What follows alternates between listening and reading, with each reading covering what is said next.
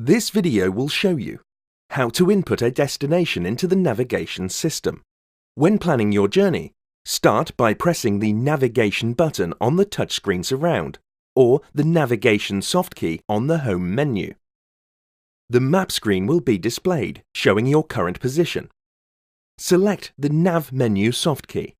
From this screen, select Where to, followed by Address.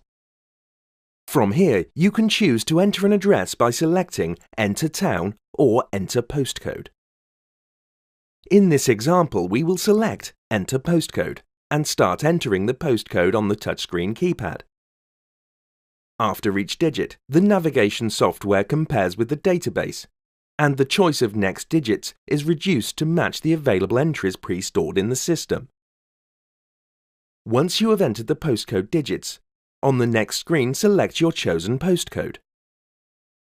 The address will be displayed next to a map. If it is correct, select Yes. Your route is displayed on a map screen and navigation will begin.